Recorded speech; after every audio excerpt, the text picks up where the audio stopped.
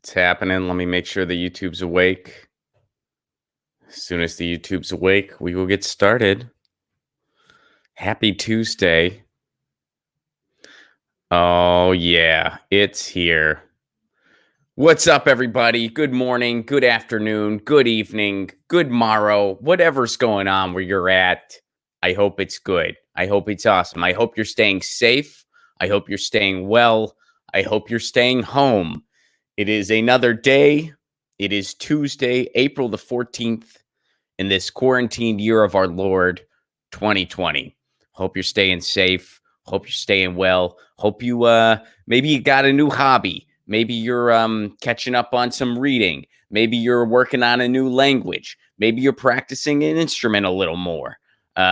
Maybe you have to work and you're putting yourself in danger because of the broken capitalist society we live in that will always and has always inevitably eaten itself. Whatever your situation may be, I wish you all the best, and I hope you are well. Guys, so earlier, this started circulating around the internet today. I don't know exactly when it was recorded, but it was fairly recent. Barack Obama, to the surprise of nobody, has endorsed Joe Biden. And you might be thinking, Ron, why would we bother talking about that? We knew Barack Obama was going to endorse Joe Biden. How is that? Here's the deal. The endorsement was pretty funny.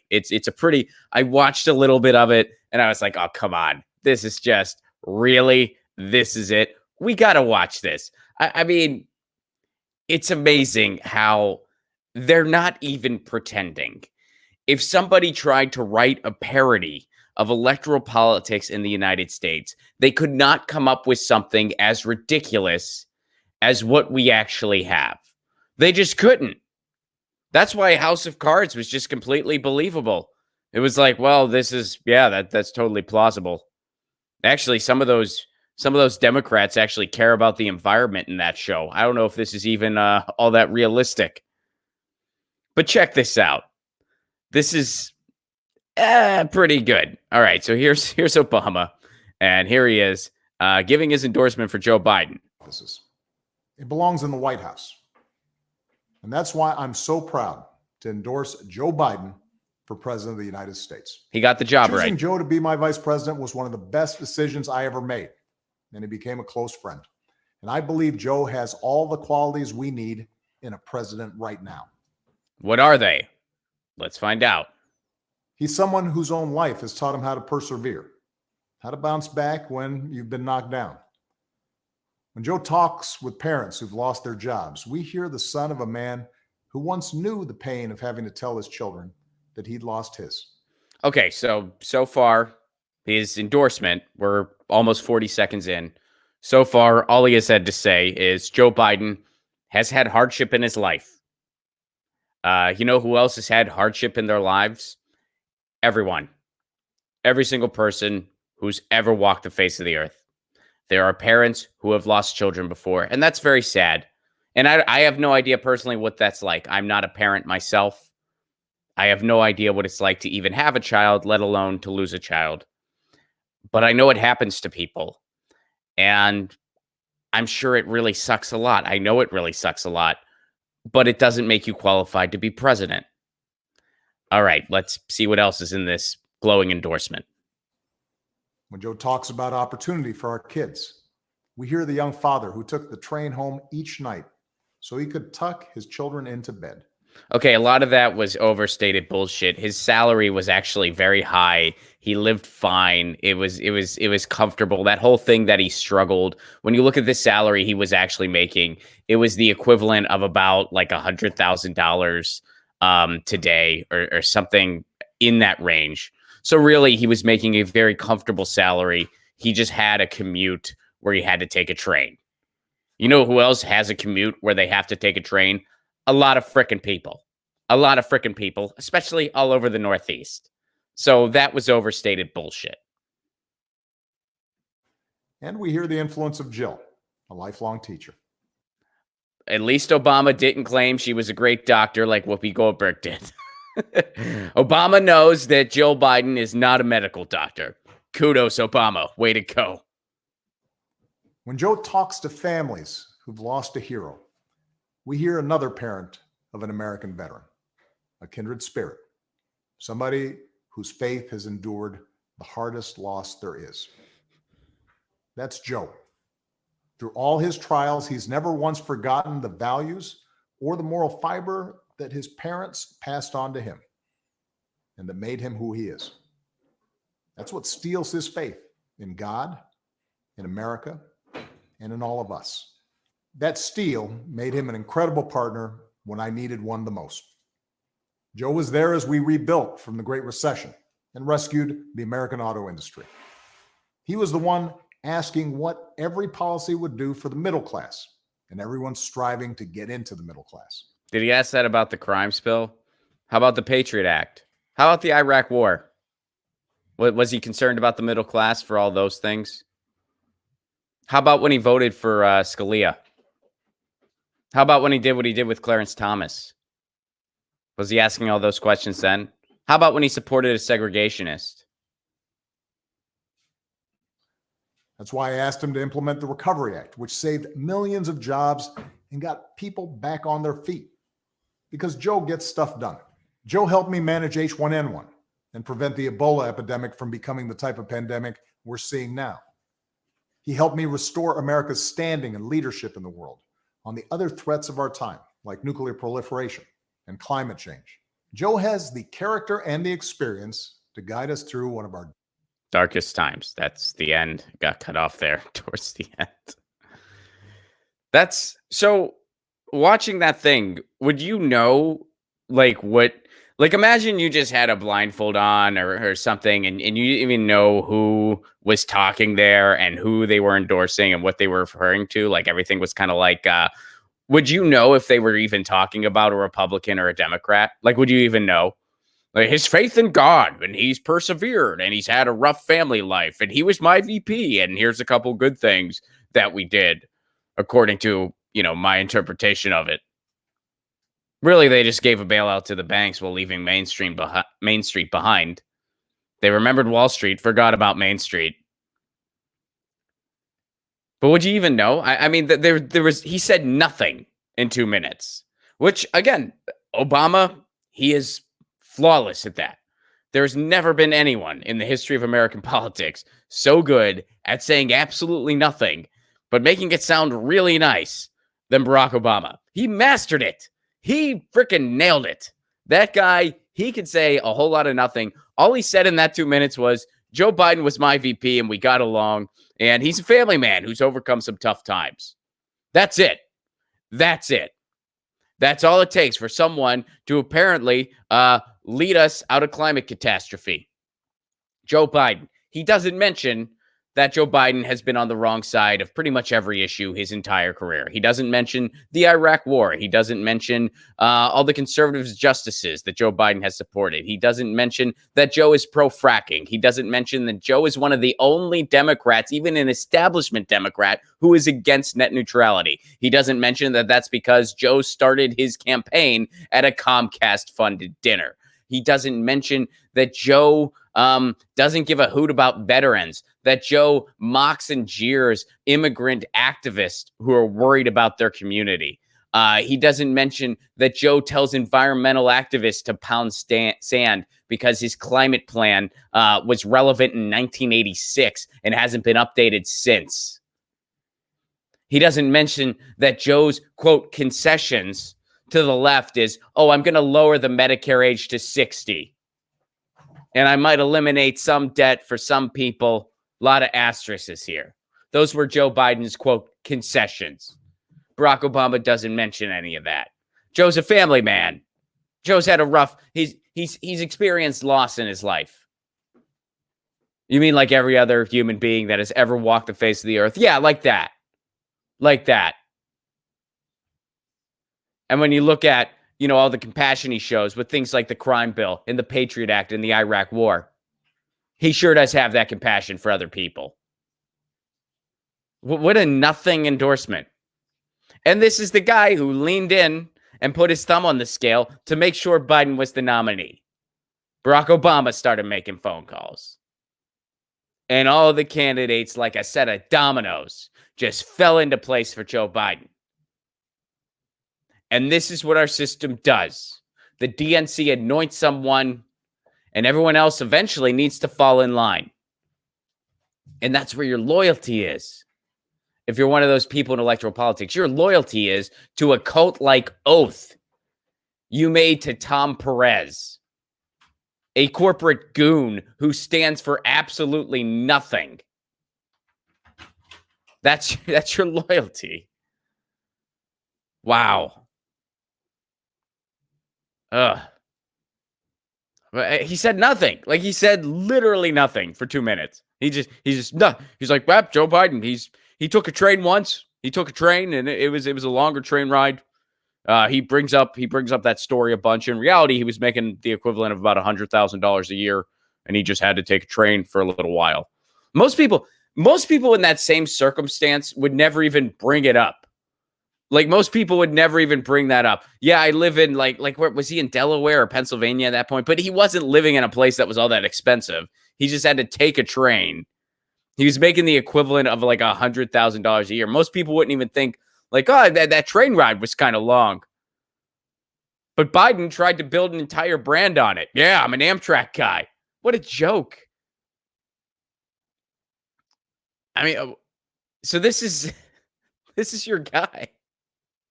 You wouldn't even know. You would not even know if Barack Obama was talking about a Republican or a Democrat. You wouldn't know. You wouldn't know. He talks about faith in God. This sounds like a speech a Republican would give about some other blank suit Republican. But instead, it's a blank suit Democrat talking about another blank suit Democrat. Wow. This is anyone excited for November? Like, is anybody remotely? I mean, the enthusiasm, poll after poll shows the enthusiasm gap for Joe Biden was even lower than Hillary Clinton. It was even lower than her. Hillary Clinton, who everyone keeps saying, well, Hillary Clinton was so disliked. And yeah, she was. But there was some enthusiasm around her because some people were like, oh, it's a female candidate.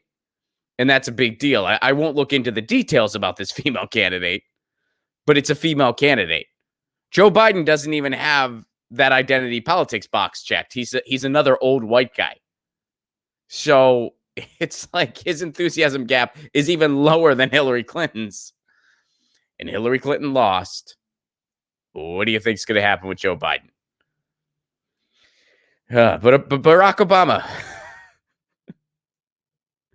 I mean, that's the best. He worked with this guy for 8 years as his VP. That's the best he could come up with. He kind of skirted around 1.5 policies, kind of talked about the fact that the guy has had tragedy in his life like every other human being that's walked the face of the earth. And that he was his friend when they were working together. That's it. That's all in 2 minutes. That's all he could come up with for his VP. Imagine close colleagues in your life. Imagine just somebody, and just keep it professional. Don't even think family or friends or anything like that. Just think like close colleagues in your life with whatever it is that you do. And it doesn't have to be your job. Maybe you're a musician. Imagine like your closest bandmate. And for 2 minutes, you really got to say that as a professional, what that person means. And someone calls you and they're like, give a job recommendation to this person. And it's someone who is a close colleague of yours. Someone who, in my case, it would be someone like Graham or Jimmy or, somebody that I go on the road with, somebody that I collaborate on their show regularly. And you got 2 minutes to really just say like why that person's work is important, why they're passionate about what they do, why what they do. And that's the best you come up with, what Obama just did for Joe. Like, oh yeah, he's a family guy. He has a family, and some hard stuff happened, and he overcame it because he likes God. And it sounds like someone went up to Barack Obama. They woke him out of a deep sleep, and they were like, okay, you need to give this endorsement for this person. And then they put the name in front of him. And Barack Obama's like, I've never met this person before. And they're like, yeah, but you have to do it. It's an improv exercise. And he's like, okay. And he makes stuff up on the fly. That's honestly what it sounds like. It sounds like he just made a bunch of stuff up about someone he doesn't even know. But this isn't someone he doesn't know. This is his vice president for 8 freaking years. Arguably his closest colleague. And that's all he has to say. Has faith in God, made him get through tough times. And here's one thing he did that I kind of remember that I think was okay. And he took a trade. He took a trade. He's the guy. He's got to be the guy. They couldn't write this movie script. They could not write this movie script. Wow. I mean, but this is real. Little cat hair lingering. Like this is for real. How does anyone take our electoral politics seriously? Like, how does anyone take it seriously? I don't know how you can at this point. The game is rigged, and we need a new game. It's just rigged. It's completely, we need a new game. This is absolutely absurd. This is absolutely absurd. A demented corporatist who likely has dementia and is an alleged rapist is going up against a plutocrat con man, and you're supposed to choose. You're supposed to choose between these ridiculous choices and think that if we have another pandemic, either one of them will be remotely qualified to handle it. And I know Trump's, it's horrible the way Trump's handling this pandemic. But Joe Biden, you think Joe Biden could lead anything? Wow. I mean, it's like people pretending professional wrestling is real. Our electoral system. And you know what? Somebody recently had a little bit of a meltdown and is feeling that way themselves, apparently. This is a nice transition. Speaking of people who have to pretend to take all of this horse race political nonsense seriously, Chris Cuomo, and I'm not calling him Fredo because he's suffering from the COVID-19. And, I don't wish ill will on anyone. I'm not a fan of Chris Cuomo. I don't agree with pretty much anything he has to say, but I hope he gets better soon. But here's the deal. Check this out. He said this recently on Sirius XM. We're going to listen to this.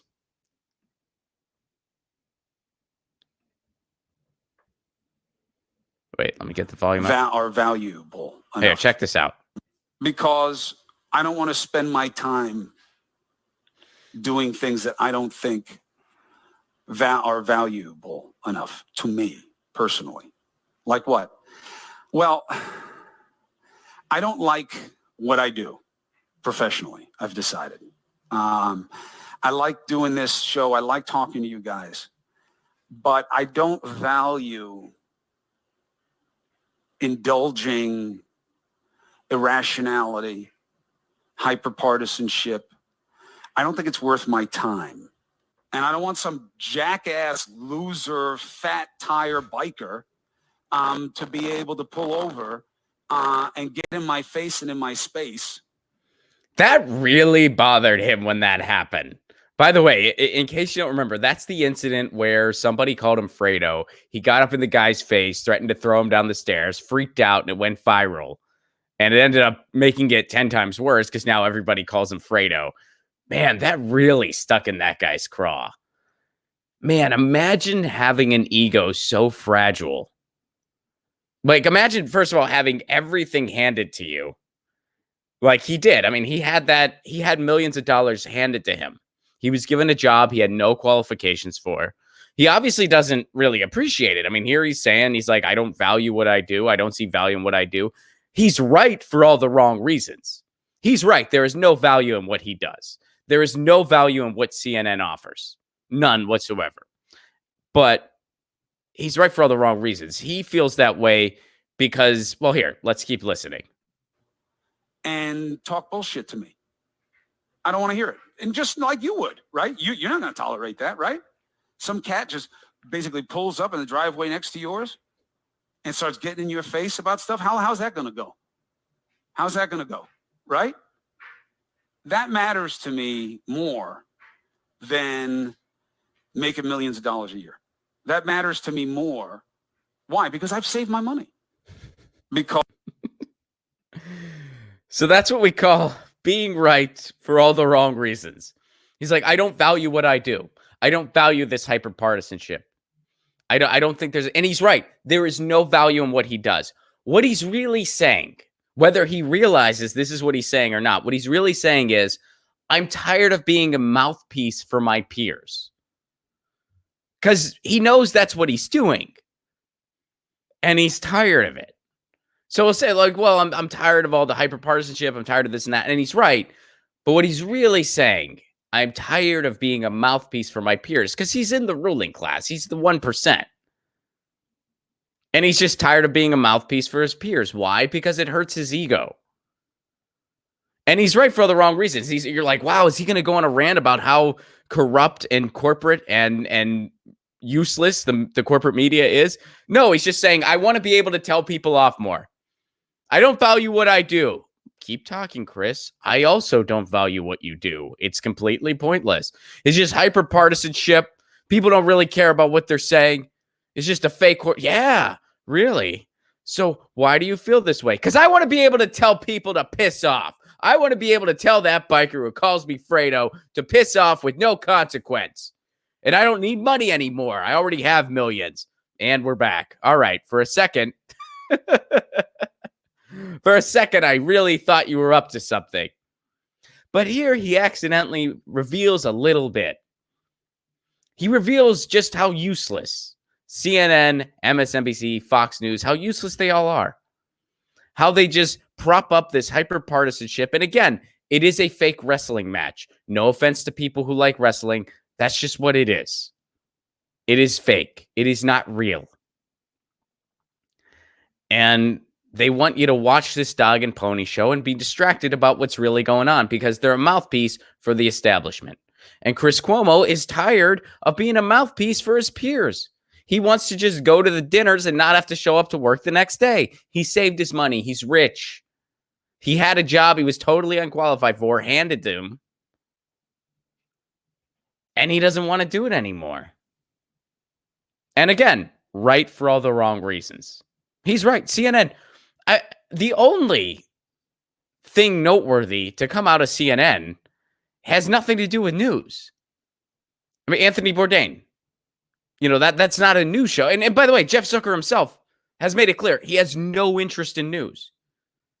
Like CNN, we wouldn't even be talking about CNN if it was just another network, which in some ways it is. It's just a network. It's not a news network. It's just a network that does shows like Anthony Bourdain show. Anthony Bourdain show's fine. And I'm sure there's other shows like it that are fine. More than fine. I actually liked the Anthony Bourdain show a lot. But it wasn't a news show. It just was on CNN. And that's all Jeff Zucker has interest in doing, by the way, by his own admission. He says that. So Cuomo's right when he's like, there's no purpose in what we do. There's no purpose. There's no purpose in what MSNBC does. MSNBC is basically catnip for people who don't like a Republican president, whether it's Trump or someone else. Fox News is basically catnip for people who don't like a Democratic president, whether it's Barack Obama or anyone else. And it's just hyper-partisan nonsense. And the pundits who go on there, they pretend as if this quarrel is actually real. They pretend as if there's a really big difference at the end of the day for their interest, whether there's a blank suit with an R next to their name or a blank suit with a D next to their name. They pretend that because they want you to entertain that fantasy. They want you to entertain the fantasy that at the end of the day, it's not just a handful of Wall Street companies that control everything.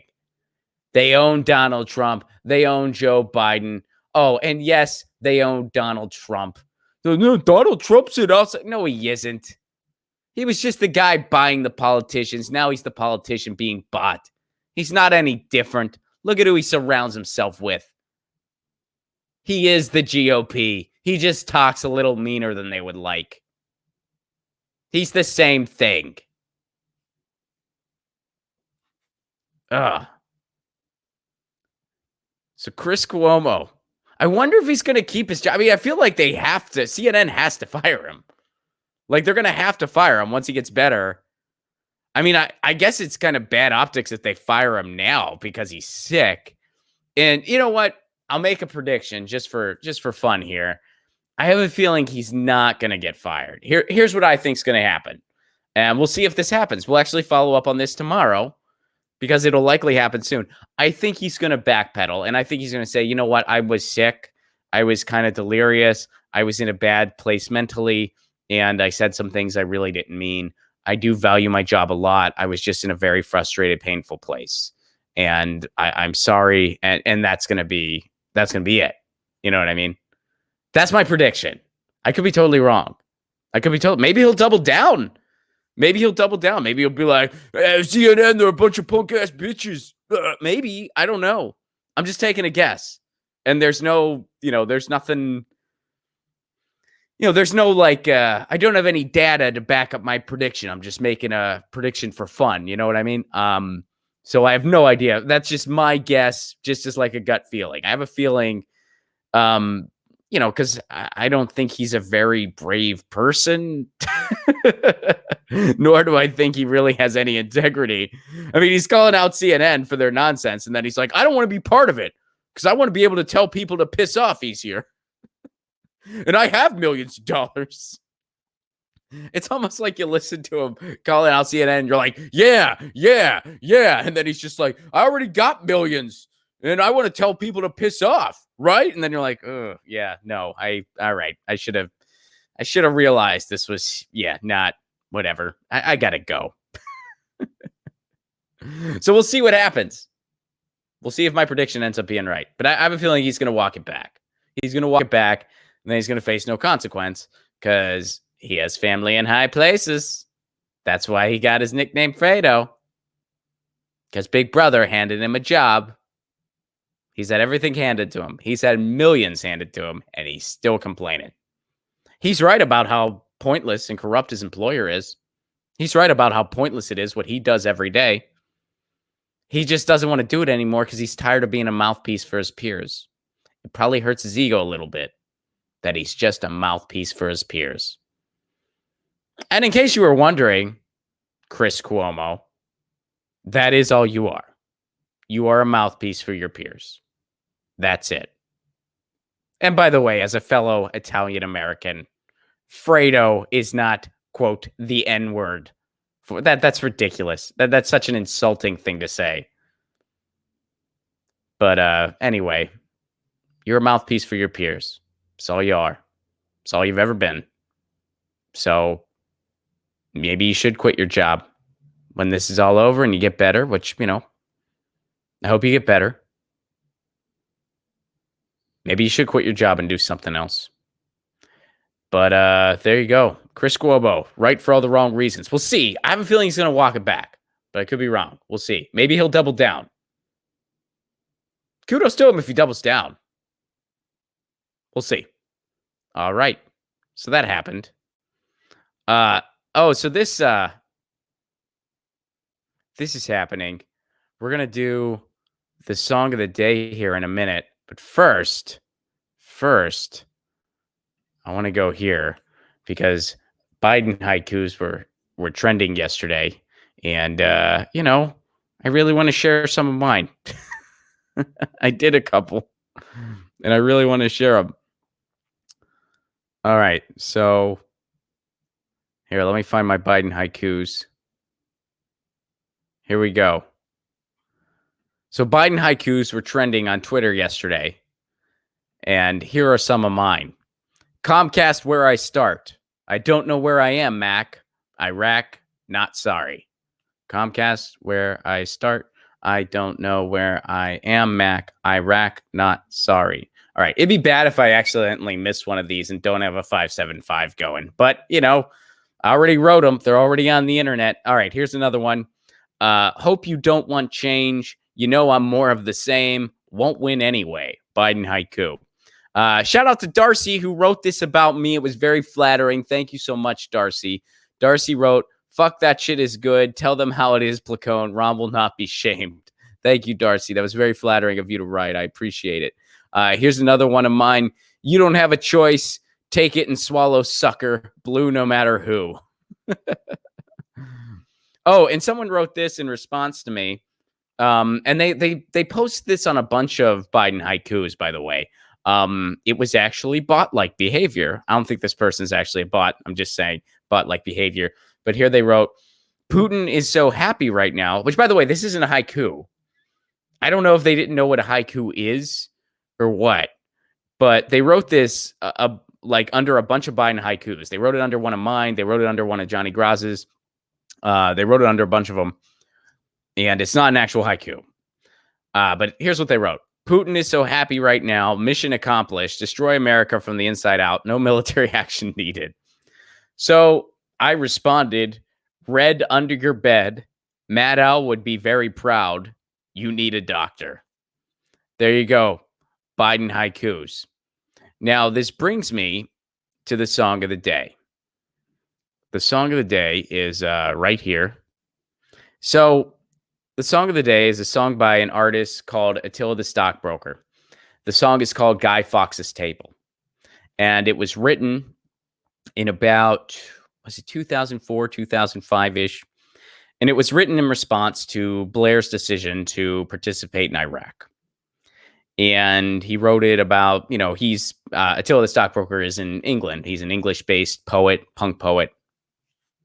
And the song is an anti-war song. It's a protest song. And he's sitting at Guy Fawkes' table, which was actually a true story. He was stewing over, what was going on in the world and the war in Iraq, which he was, very against. And he noticed he was at a pub where there was a table that Guy Fawkes used to sit at. And so he was literally sitting at Guy Fawkes' table.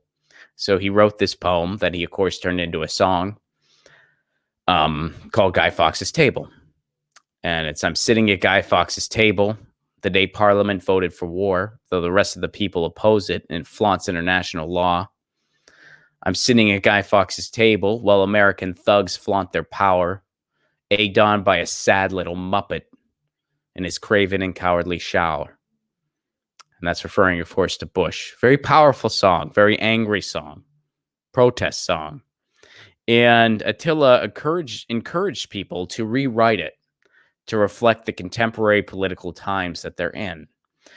So last night, I was kind of sitting around and the bug was striking me, and I rewrote it. And so I started a poll here. Here's my poll.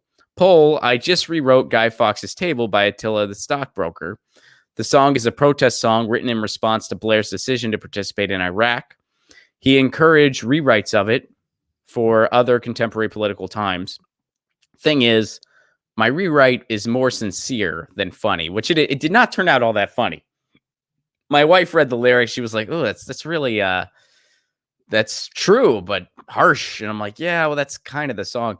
So I put a poll out there, which, by the way, there's still time to vote as of right now. I mean, if you're seeing this later in a clip, there might not be time to vote anymore on my poll. But my poll, so what? Record it anyway. Nah, don't do it. Should I record it? Should I not? And 96% of you say record it anyway. 4% of you say, nah, don't do it. And here's some of my rewrite already, which this is based on one of his verses. This is an adaptation of one of his verses, and I designated it as such. We need a real left-wing party, not just the DNC front, not another small sect, but a movement with the power to change and confront. We need an electoral system that gives every voter a voice, because we're fed up with voting for wankers, and we have the right to a choice. And that's an adaptation of his final verse, but it's readapting it to be about the United States and about our contemporary system. And I put in the thread here, adaptation of Guy Fawkes' Table by Attila the Stockbroker. So Guy Fawkes' Table, check it out. That's the song of the day. It's a brilliant song. It's a protest song. It's an important song. And I recommend you checking it out. You can find it over on YouTube. Just go to YouTube, type in Guy Fawkes' Table, Attila the Stockbroker. You will find it. Someone who he collaborated with a lot was a friend of the show, David Rovich. You guys know David, the anarchist singer-songwriter out of Portland, who we've had on the show a couple times. David and Attila do collaborate regularly. So, I might record that. And, I got to review it and go through it again. But yeah, that's on the peripheral. But that is today's song of the day. Let me see what you guys are saying. And that is how we'll dismount today. Which, by the way, Graham Elwood and myself are going to be doing another show, and we decided that our e-shows, which for those of you who haven't been to one yet, these are shows that we do via Zoom. So anyone can attend. Tickets are just $5. You buy a ticket, and then an hour before showtime, you're going to be sent a Zoom link, which is how you get into the show.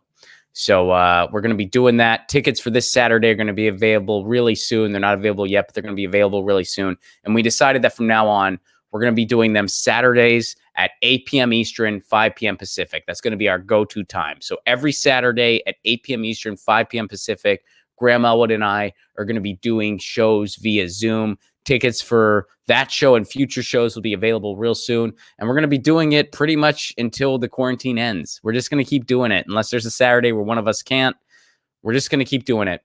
You know, we miss being on the road very much. We miss seeing all of you. It's sad. I mean, I don't know what else to say. You guys hear me talk about it, and I hope I don't harp on it too much, but it's I miss it to death. You know, when you're alive, when you're a performer and you can't perform anymore, it's like you know, a part of you is missing, and it hurts. It really does, and I miss it so much. And if I didn't have my wife and my cat with me right now, I think I would have lost it already. You know, but so these Zoom shows help us kind of fill that gap, you know, and it makes us all feel a little less alone. And those of you who have been to them, I feel like a lot of y'all have enjoyed it. Everyone says it makes them feel a little less alone too. It gives them something to look forward to. And that's what it does for us. So we're going to be doing that Saturdays at 8 p.m. Eastern, 5 p.m. Pacific. And so tickets for this Saturday will be available really soon. It's only $5. Zoom does have a 100-person limit, so there is a limited amount of tickets. I know last time we sold out, and some of y'all wanted to get tickets, but you weren't able to. I'm sorry for that, but please grab your tickets in advance because last week did sell out. Hopefully this week does too, and so please get your tickets in advance. But we're going to be doing that Saturdays at 8 p.m. Eastern, 5 p.m. Pacific. Tickets for this coming Saturday and future Saturdays will all be available real soon, and I'll, of course, I'll be announcing it here, you know. That's how we do it. Let's see what you guys are saying. And, oh, by the way, and if you are so able and interested, patreon.com/Ron Flacone. For a Give What You Can level, you get all kinds of exclusive content, including a private Zoom show once a week. I do a Zoom show just for my patrons, and that happens once a week. You don't need a ticket for that if you're a patron. It's free for all the patrons. I do a show there once a week. I also do a patrons-only stream once a week where I respond directly to the patrons, and the replay is only available on Patreon.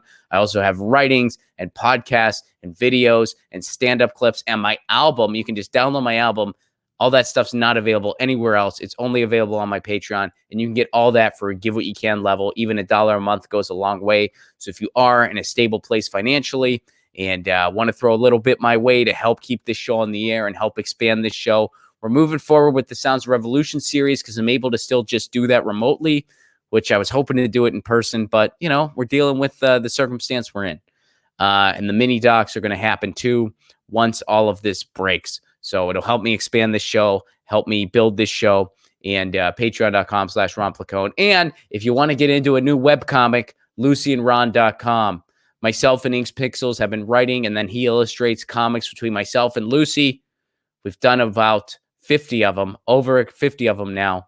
LucyandRon.com. You're quarantined. Might as well catch up on a new comic. Add a new comic to your life. And we drop new comics every Saturday, a.k.a. Catterday. LucyandRon.com for that. Check it out. Anna Bird retired. What's up? Thank you for your super chat contribution. I'm sort of excited to vote Green Party. I'm probably either going to vote Green or I'm going to vote for Gloria La Riva, the socialist candidate. I know she's not on the ballot in every state, but she is on the ballot in my state in California. So I'm either going to vote for her or I'm going to vote for the Green. I have not decided yet. Melissa, what's up? As president, my boss, I endorse vice president, that guy. Brilliant. Love it. Allison, got my stimulus today. That's awesome, Allison. Even though that's just basically an IOU on future taxes. But I'm glad you got it. Brent, LOL at Melissa H. Amen to that. Melissa, such a good comment. You got a fellow super chat. Boom, you're crushing it. Good job. Edwin, what's up? If the Green Socialist Party, Movement for a People's Party, and other groups with social platforms coalesce to form a Labor Party, that excites me. I'm with you. I think, I mean, we need a new party. I think, how else can you not acknowledge that truth at this point? We needed it in 2017. I wish we would have somehow started it, but now more than ever we need it. Look at the Democrats. There's nothing there there's nothing to save there. They don't want to change. People are like, well, they're going to reform. No, they don't want to reform. They don't want to reform. Just like, hey, man, Walmart's going to reform. No, they're not. They have no interest in doing that. J Blue 705, $1.99. Thank you very much for that super chat. You sent me a cat. I appreciate that very much. Naughty Vegan, it's doing that thing. Let me get to Naughty Vegan's comment. Thanks again for the buttons, Naughty Vegan. And I love this question, Naughty Vegan. So I have some insider info if anyone else is in a similar situation. Here's the question the Naughty Vegan asks. A Zoom upgrade allows 300 plus people, which is true. Worth it? ? Naughty Vegan, here's an interesting piece of information, and this was the case as of Saturday. So unless Zoom changed this very recently, this is still the case. Okay, here's what they do. When you get just a regular business account with Zoom, it costs $15 a month, and you can have up to 100 people, and you have no time limit. A free account, I think you can, I don't know if there's a limit on people, but with a free account, you have a time limit or something like that. And there's like a smaller people limit. So I have just the regular account for $15 a month. I got it when this pandemic happened because my college agent emailed all of us and said that they wanted us to be able to do virtual events. So I got a Zoom account.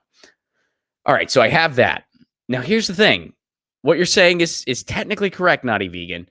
If you upgrade, it allows 300 people. And if you go on their website, the upgrade is supposed to just be $5 more. For $19.99 a month, you can have the upgrade where you can have up to 300 people. So when our show was on the brink of selling out and we were going to hit 100 people, I was going to just upgrade so we could keep selling tickets. Here's what they don't tell you. Here's what Zoom kind of keeps under wraps. To get that upgrade, you have to have 10 hosts. And what a host is a host is basically like when you have an account, you're the host. So for my business account, I'm the one host and I pay $15 a month. Now, for the $19.99 upgrade, you have to have 10 hosts and each host costs $19.99 a month. So to upgrade to 3 people, it's not actually $20 a month versus 15. It's $200 a month versus 15 because you have to have 10 hosts. And I tried to fill it in for just one host. I was like, well, I just want to be the only host. They won't let you do that. You have to have 10 hosts to upgrade to the $19.99 a month. So it's not actually $20 a month. It's $200 a month. So that's why we can't do that. Yeah, that's how they get you. It's kind of crappy that they do that. Like, it's not cool, but that's how they get you. I understand there's a chance that Naughty Vegan is the only other person who found anything I just said interesting. I don't know if any of you, and I apologize to everyone else, but you bring that up, and I had experience because I was trying to do it in real time. Saturday, I was trying to upgrade so we could keep, like letting people into the show. And it kept saying you have to have 10 hosts. So it was $200 a month. And I'm like, I'm not paying $200 a month. That's insane. So anyway, yeah, that's what's going on there. And I apologize if nobody else found that interesting. Anna Bird, thank you so much. Melissa, thank you. Allison, thank you. Brent, thank you. Edwin, thank you. Jay Blue, thank you. Naughty Vegan, thank you. And thank all of you. Thank you so much for being part of this. This has been Get Your News On with Ron. We'll be back tomorrow. Same time, same channel. And it's going to be, I was a little late today because I slept in a little bit, honestly. I slept in. That's all that happened. I slept in a little bit. But we'll be back tomorrow at 2 p.m. Eastern, 11 a.m. Pacific. And Nick Brana is going to join the show. You guys are talking about a new party. Nick Brana is the head of Movements for a People's Party. He's trying to start a new party. And he's made some progress, and we're going to talk to him about what he's up to and how people can get involved. So Nick Braun and Movement for a People's Party is going to be tomorrow's guest. He will be on at 2:30 Eastern, 11:30 a.m. Pacific. The show will start at 2 p.m. Eastern, 11 a.m. Pacific. We'll see what Chris Cuomo does. Some of you were saying in the chat, apparently he's already backtracking. So it looks like my prediction was right, actually. If that's true, then technically my prediction was right. Although it wasn't much of a prediction. I mean, I think it's obvious he's probably going to do that. Anyway. All right. Thank you guys so much for being part of this. I'll see you tomorrow. And in the meantime, you know the drill. Lucy says meow. I say peace. Peace.